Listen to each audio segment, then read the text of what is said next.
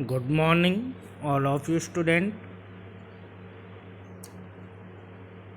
Psychology में हमारी जो थर्ड यूनिट है वो है कॉग्निटिव प्रोसेस। उसमें फर्स्ट टॉपिक आता है अपना अटेंशन। अटेंशन को हिंदी में हम कहते हैं ध्यान। तो बेटा आपने बहुत बार सुना होगा कि आपके क्लासरूम में आपके टीचर ने भी बोला होगा योर अटेंशन। आप ब्लैक बोर्ड पर क्यों नहीं देख रहे। और आपने पब्लिक प्लेस पर भी बहुत बार सुना होगा कि जब भी आपको कोई इन्फॉर्मेशन देने के लिए आपको ये बोला जाता है योर अटेंशन प्लीज़। इससे हम ये समझते हैं क्या अटेंशन एक पावर या कैपेसिटी है जिसको हम जब चाहें जब ऑन या ऑफ कर सकते हैं, अपने बल के अकॉर्डिंग तो नहीं। ऐसा नहीं है। ये क्या है, मिसकंसीव्ड है। अटेंशन को हम कभी भी फोर्स कंसीडर नहीं कर सकते क्योंकि अटेंशन एक एक्ट है, एक प्रोसेस है और एक फंक्शन है। हमें किसी भी पर्टिकुलर काम को करने के लिए एक प्रोसेस से गुजरना पड़ता है। जैसे आपको कोई म्यूजिक सुनना है तो आपको अपना अटेंशन उस लिसनिंग पर डालना होगा। जब भी हम उसको क्या करेंगे, म्यूजिक को सुन पाएंगे। तो अकॉर्डिंग टू डमले ने क्या डेफिनेशन दी थी कि अटेंशन क्या है। Attention is the concentration of consciousness upon one object rather than upon another. Attention क्या है, आपकी जागरूकता है। आपके इन्वायरमेंट में, आपके सराउंडिंग में क्या हो रहा है, उस जागरूक प्रवृत्ति को आपके अंदर जो कॉन्शियसनेस है उसको एक ही ऑब्जेक्ट पर कंसंट्रेट करना, ना कि दूसरे ऑब्जेक्ट पर। उसको हम अटेंशन कहेंगे।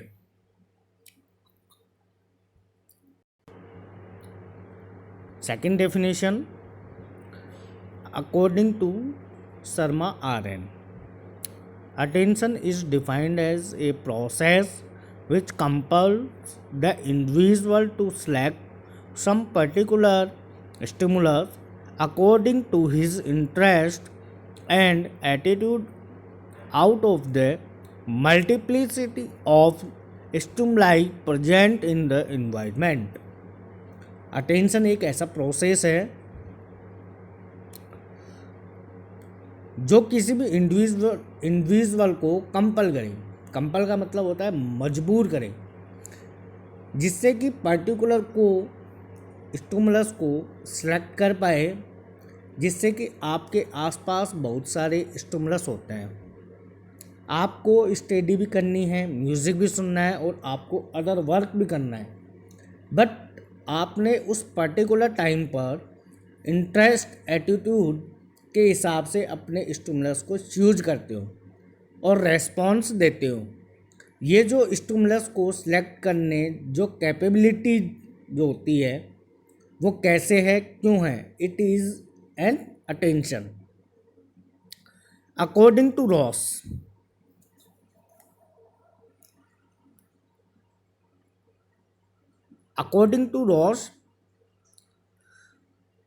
attention is the process of getting an object of thought clearly before the mind.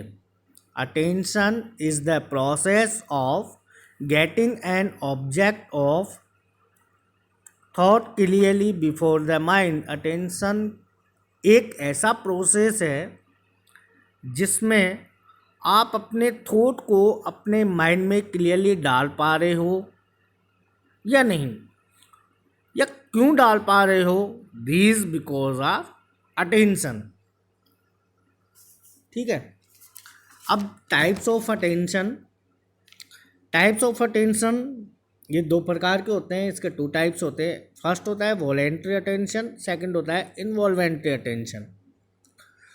अब वॉलेंट्री अटेंशन और इन्वॉल्वेंट्री अटेंशन, तो इन्वॉल्वेंट्री अटेंशन क्या होता है बेटा कि आप इन्वॉल्वेंट्री अटेंशन से आपको नाम से पता लग रहा होगा कि इसमें क्या होता है कि आपको कुछ आपसे मेहनत नहीं करनी पड़ रही, दिमाग नहीं लगाना पड़ रहा, या आपको कुछ कॉन्शियसनेस नहीं करना पड़ रहा। जैसे एग्जाम्पल, यदि कोई भी मदर काम कर रही है और उसका चाइल्ड रो रहा है, तो ध्यान ऐसे लगाना नहीं पड़ेगा कि बच्चा रो रहा है तो उसे मैं ध्यान से देखूं। उसका जो ध्यान है वह ऑटोमेटिक चला जाएगा। या फिर आप नेक्स्ट एग्जांपल, या फिर आप कोई काम कर रहे हो, फिर कोई अचानक लाउड साउंड की आवाज़ आई तो उसका ध्यान जो है उस साउंड पर ऑटोमेटिक चला जाएगा, वो होता है इन्वॉल्वेंट्री अटेंशन। तो इन्वॉल्वेंट्री अटेंशन में this type of attention is aroused without the play of will or without making a conscious effort on your part। यानी इन्वॉल्वेंट्री अटेंशन के अंदर हमारा जो कॉन्शियसनेस है, ठीक है, तो वो जो इफ़र्ट है वो हमारे को नहीं लगाने पड़ते, ठीक है, हमारे को कुछ भी मेहनत नहीं करनी पड़ती इसके अंदर। तो इन्वॉल्वेंट्री अटेंशन के अंदर with example we given involuntary attention to loud sound, bright light and strong order. यानी अभी मैंने आपको एग्जाम्पल बताया था कि इन्वॉल्वेंट्री अटेंशन के अंदर यदि हम कोई भी काम कर रहे हैं तो अचानक से कोई लाउड साउंड की जब आवाज़ आई तो हमारा जो ध्यान है वो ऑटोमेटिक उस साउंड पर चला जाएगा, ठीक है। तो इन्वॉल्वेंट्री जो अटेंशन है, इन्वॉल्वेंट्री अटेंशन, इसका टू टाइप्स होते हैं।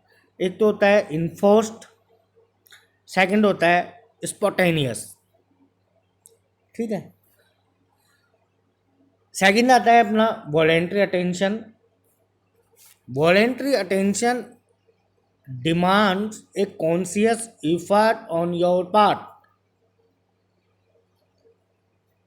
वॉलेंट्री अटेंशन के अंदर जो कि हमें अपनी विल से अटेंटिव बिहेवियर दिखाना पड़ता है, उस प्रोसेस को करना पड़ता है, उस पर हमें दिमाग लगाना पड़ेगा, हमें अपना विल लगाना होगा, हमें इस पर इफर्ट करना होगा, ठीक है। मैं दोबारा बता रहा हूँ कि वॉलेंट्री अटेंशन क्या होता है बेटा। वॉलेंट्री अटेंशन के अंदर जो कि हमें अपनी विल को अटेंटिव बिहेवियर दिखाना पड़ता है और उस प्रोसेस को करना पड़ता है, उस पर हमें दिमाग लगाना पड़ेगा, हमें अपना विल लगाना होगा, हमें इस पर इफर्ट करने होंगे। लेकिन इन्वॉल्वेंट्री अटेंशन के अंदर हमारे को यहाँ पे कुछ भी मेहनत नहीं करनी पड़ती, दिमाग भी नहीं लगाना पड़ता और आपको कुछ कॉन्शियसनेस भी नहीं करना पड़ रहा है यहाँ पे। लेकिन वॉलेंट्री अटेंशन के अंदर तो हमारे को दिमाग भी लगाना पड़ता है, ठीक है, और इफर्ट भी करना होता है यहाँ पे। तो जैसे वॉलेंट्री जो अटेंशन है, तो voluntary attention demands a conscious effort on your part. First example, an interesting lecture.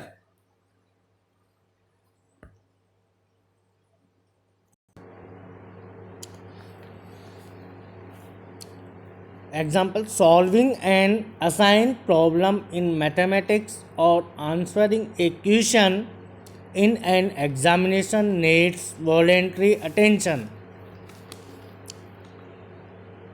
Assign का मतलब क्या होता है बेटा? सौंपना, यानी सौंपा गया। तो यदि कोई टॉपिक है, ठीक है, हमें किसी उस पर यदि कोई भी टॉपिक है, ठीक है, तो हमें उसको बहुत ध्यान से समझना होगा। ऐसा नहीं कि हम वीडियो भी देख रहे हैं और कुछ काम भी कर रहे हैं। उसका ध्यान जो है इधर भी है और उधर भी है, यानी काम करने में भी है और वीडियो देखने में भी है। तो आपका कॉन्शियस इफ़र्ट नहीं होगा यहाँ पे, तो इसलिए आपको कोई भी टॉपिक समझ नहीं आएगा, तो वो जो टॉपिक है वो समझ नहीं आएगा। तो ये चीज़ ऑटोमेटिक नहीं होती है। तो इसके लिए हमें क्या करने पड़ते हैं? इफ़र्ट डालने होंगे। तो इसके लिए सबसे पहले इम्पोर्टेंट बात यह होगी, तो अटेंशन का यूज हम जब भी करते हैं जब हमारे पास कोई गोल होता है, जिससे आपको यह पता है कि मुझे अपने अटेंशन का यूज करके ये टॉपिक क्लियर करना है, तो हम उसको क्या करते हैं? पूरा करते हैं। तो आप इसको यूज कर पाएंगे, ठीक है। आप एग्ज़ाम में इन्वॉल्वेंट्री अटेंशन का यूज़ नहीं होता है, इन्वॉल्वेंट्री अटेंशन का यूज़ नहीं होता। वहाँ पे कौन से अटेंशन का यूज़ होता है? वॉलेंट्री अटेंशन का। क्योंकि मैंने पहले भी बताया था आपको कि वॉलेंट्री और इन्वॉल्वेंट्री, कि इन्वॉल्वेंट्री अटेंशन क्या है, मैं दोबारा यहाँ पे क्लियर कर रहा हूँ कि इन्वॉल्वेंट्री अटेंशन में हमारे को कुछ भी मेहनत नहीं करनी पड़ती, दिमाग भी नहीं लगाना पड़ता और कॉन्शियसनेस भी नहीं करना पड़ता। लेकिन वॉलेंट्री अटेंशन के अंदर क्या होता है बेटा, कि हमें अपने विल से अटेंटिव बिहेवियर को भी दिखाना पड़ता है और उस प्रोसेस को भी करना पड़ता है। उस पर हमें दिमाग भी लगाना पड़ेगा, हमें अपना विल भी लगाना होगा। तो हमें इस पर क्या करने पड़ते हैं? इफ़र्ट करना होता है, ठीक है। तो यहाँ पे एग्ज़ाम के अंदर हम कभी भी इन्वॉल्वेंट्री अटेंशन का यूज़ नहीं करते हैं, तो वॉलेंट्री अटेंशन का यूज़ होता है, क्योंकि आपको पता है कि आपको इस क्वेश्चन का आंसर कैसे देना होता है। तो बहुत सारी एग्जाम्पल हैं, इसको भी हम 2 टाइप्स के अंदर डिवाइडेशन किया गया है। फर्स्ट है इम्प्लिसिट, सेकंड है एक्सप्लिसिट। इम्प्लिसिट और एक्सप्लिसिट क्या है? तो इम्प्लिसिट जो होता है बेटा, उसके अंदर जो भी एक इम्प्लिसिट के अंदर जो कि एक सिंगल एक्ट विल से काम चल जाता है, only single act will say ही इसमें क्या हो जाता है? काम चल जाता है। लेकिन एक्सप्लिसिट के अंदर क्या होता है कि जो कि रिपीटेड एक्ट विल को रिक्वायर करता है। अब ये क्या होता है? सिंगल एक्ट विल और रिपीटेड एक्ट विल। तो थोड़ा सा मैं इसके बारे में आपको एक्सप्लेनेशन कर देता हूँ। इम्प्लिसिट क्या होता है? सपोज कि कोई भी बच्चा है, ठीक है, वो क्लास में उसको मैथमेटिकल प्रॉब्लम है, तो मैम ने उसको करने के लिए दिए, तो वह कर नहीं रहा। तो मैम उसे एक बार वार्न कर दिया कि यदि आप ये मैथमेटिकल प्रॉब्लम नहीं करें तो आपको पनिशमेंट मिलेगा। तो इससे क्या होगा कि सिंगल एक्ट तो उसको समझ आ गया, तो उसने सिंगल एक्ट से एक्शन लिया, तो उसने अपने विल को कंसंट्रेट किया और उसको समझ आ गया, और मैथमेटिकल जो प्रॉब्लम उसकी वो क्या हो गई? दूर हो गई। तो अपने अटेंशन को वो क्या किया? फोकस करके जो उसको प्रॉब्लम थी, उस प्रॉब्लम को कैसे दूर किया? अपने अटेंशन को फोकस करके, ठीक है। एक्सप्लिसिट क्या होता है बेटा? एक्सप्लिसिट के अंदर एग्ज़ाम में क्या होता है, जो एग्जामिनेशन डेज जो होते हैं, मैंने बताया था एक्सप्लिसिट यानी रिपीटेड एक्ट विल को रिक्वायर करना। तो एक्सप्लिसिट एग्ज़ाम में क्या होता है कि जो भी एग्जामिनेशन जो डेज होते हैं, आपको बहुत दिन होता है रिपीटेड एक्ट करने होते हैं। ऐसा नहीं होता कि एक काम कर लिया बस हो गया, बहुत सारे एक्ट करने होते हैं। तो अपने विल पावर को बहुत टाइम तक किसी भी चीज़ पर लगाना होता है, तो बहुत ज़्यादा हमारे को हार्ड स्ट्रगल करना होता है वहाँ पे। तो फोकस करने के लिए, उसके लिए ये नहीं कि कहा और हो गया कि जगह ठीक है हाँ हो गया हमने कर लिया कोई भी काम, ऐसा नहीं होता। क्योंकि आपको वहाँ पे विल पावर को क्या करना पड़ता है, स्ट्रॉन्ग करना पड़ता है। और इसको आपके पास कोई भी चैप्टर है तो उसको कितनी देर में कंप्लीट करना है, कितना टाइम देना होगा, कितना हार्ड वर्क करना होगा, ठीक है। तो वो होता है एक्सप्लिसिट अटेंशन। सबसे पहले अपना डिटर्मिनेंट्स ऑफ अटेंशन, फर्स्ट होता है एक्सटर्नल फैक्टर, सेकंड होता है इंटरनल फैक्टर। एक्सटर्नल फैक्टर कौन कौन से होते हैं, nature of stimulus, intensity, size, location, repetition, movement, contrast, ठीक है। इंटरनल फैक्टर कौन कौन से होते हैं, interest and attention, motive, mental, emotion, habit and meaning. Nature of stimulus, nature of stimulus नाम से आपको पता लग रहा है क्या होता है nature of stimulus. Nature of stimulus बेटा क्या होता है कि आपने जैसे all types of stimuli are not able to evoke the same some degree of attention and attractive stimulus should always be chosen for capturing maximum attention. Example, a picture attract attention more readily than words. तो nature of stimulus क्या होता है, आप ऐसे सोच सकते हैं कि आप किसी चीज पर ध्यान ज़्यादा दोगे तो आपके सामने एक साइड में पिक्चर है, आप ऐसे भी सोच सकते हैं कि आप किस चीज़ पर सबसे ज़्यादा ध्यान दोगे, ठीक है। तो आपके सामने एक साइड में एक पिक्चर है और एक साइड में कुछ वर्ड्स हैं, तो आपका ध्यान किस पर जाएगा, वर्ड्स पर या पिक्चर पर। यदि आपका ध्यान पिक्चर पर जाता है तो आपके पास एक तरफ एनिमल्स के पिक्चर हैं और एक तरफ ह्यूमन बिगेंस के पिक्चर हैं, तो ऑब्वियसली बात है कि आपका ध्यान ह्यूमन बिगेंस के पिक्चर पर जाएगा। और ह्यूमन बिगेंस की पिक्चर पर भी वो डिपेंड करता है कि यानी हाई ग्रेड पर्सनैलिटी की पिक्चर है या नॉर्मल पिक्चर है, तो किस तरफ हमारा जो ध्यान है वो किस तरफ जाएगा, वो है nature of stimulus.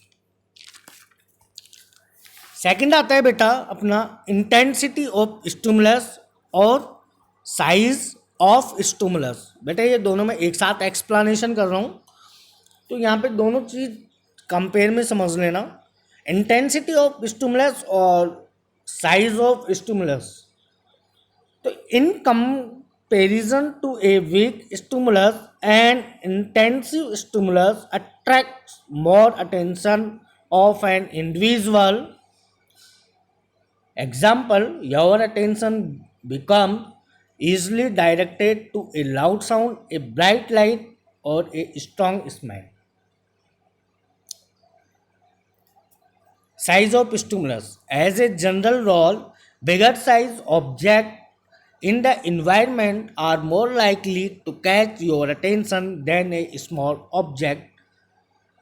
Example, a small size on a very big background also attract attention. तो इंटेंसिटी स्टिमुलस और साइज ऑफ स्टिमुलस दोनों एग्जाम्पल जो हैं वो एक साथ, दोनों एग्जाम्पल एक साथ बता रहा हूँ कि सिंपली अपन इसको समझ सकते हैं कि आप अपना, जैसे आप हो, आप अपना आराम से पढ़ रहे हो, फिर कोई छोटी सी साउंड हुई तो आपका ध्यान उस पर नहीं जाएगा। कोई भी छोटी सी साउंड हुई तो अपना ध्यान उस पर नहीं जाएगा, ठीक है, क्योंकि वह साउंड इतनी तेज नहीं थी कि वो हमारे को डिस्टर्ब कर पाए। तो आपने देखा हो कोई अचानक चिल्लाया तो आपका जो ध्यान है उस पर चला जाएगा, ठीक है। कोई भी अचानक या लाउड साउंड की आवाज़ आई तो आपका ध्यान तुरंत उस साउंड के ऊपर चला जाएगा। वो होता है इंटेंसिटी ऑफ स्टिमुलस।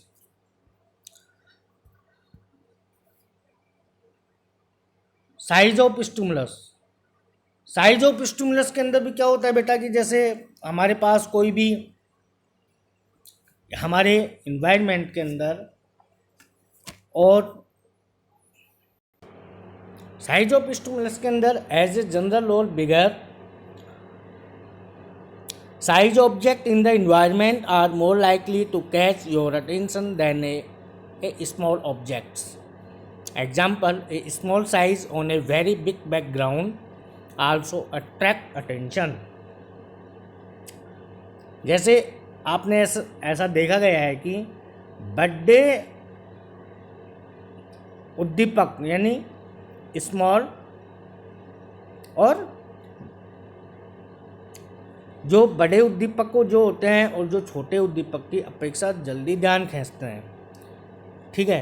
यानी बिगर साइज जो होती है, जो बिग साइज स्टिमुलस जो होते हैं और स्मॉल साइज स्टिमुलस उसकी अपेक्षा कर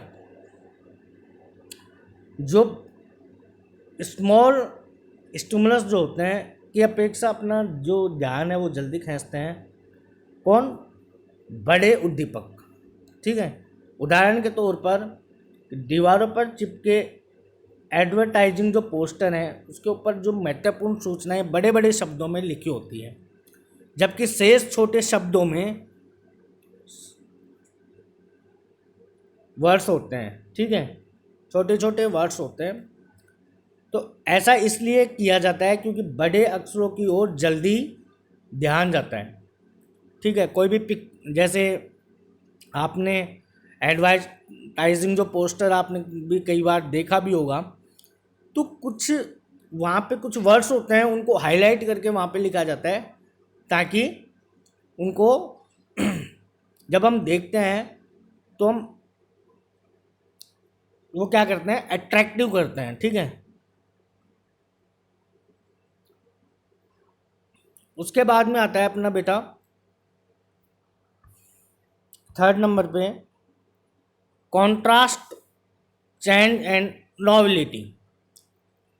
तो change and variety stick attention more easily than routine.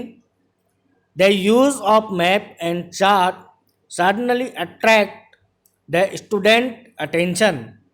Any change in the stimulate to which we have become adapted immediately capture your attention.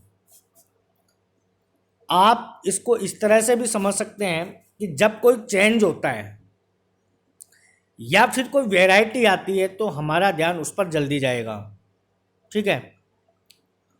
With example, आपका teacher आया और डेली लेक्चर देके चला जाता है, फिर एक दिन वो टीचर चार्ट या मैप लेकर आता है तो आपका ध्यान उस पर चला जाएगा कि हम क्या पढ़ रहे हैं, कुछ चेंज हुआ है, यानी कुछ चेंजिंग आया है। तो टीचर के पढ़ाने के तरीके में आपका जो अटेंशन है वो क्या होता है, अट्रैक्ट होता है। Moment of stimulus. तो मोमेंट ऑफ स्टिमुलस के अंदर क्या होता है कि a moving stimulus catch your attention more quickly than a stimulus that does not move. This is why the picture on a television screen or dog in a cinema hold your attention for hours at time. जैसे moment of stimulus जो होता है बेटा, उसको हम इस तरीके से भी समझ सकते हैं कि जैसे कोई भी स्थिर उद्दीपक जो होते हैं और जो गतिशील उद्दीपक की ओर यानी मूव स्टिमुलस की ओर जो ध्यान है वो जल्दी आकर्षित होता है। यदि कोई भी प्लेटफॉर्म पर टहल रहा है तो वहाँ बैठे हुए लोग की अपेक्षा उसकी ओर अधिक ध्यान जाएगा। क्या यानी हम कोई भी यदि टहल रहा है, ठीक है, प्लेटफॉर्म पर, तो हम उसको, जो वहाँ पे बैठे हुए हैं प्लेटफॉर्म पर, तो वो उसको देखते रहते हैं, यानी उसकी तरफ ध्यान जाता है सबसे ज़्यादा। तो विज्ञापनों में भी ग्राहकों का ध्यान आकर्षित करने के लिए गति को एक कारक के रूप में प्रयोग किया जाता है। या फिर या फिर हम टेलीविज़न देख रहे हैं, ठीक है, वहाँ पे टेलीविज़न देख रहे हैं, और ये सिनेमा में जो हॉल जो होते हैं, जो स्क्रीन्स जो होती हैं, तो वहाँ पर हम क्या करते हैं कि टेलीविज़न जब देखते हैं तो मूवमेंट ऑफ स्टिमुलस, यदि बहुत साइलेंट वे के अंदर वहाँ पे अपने को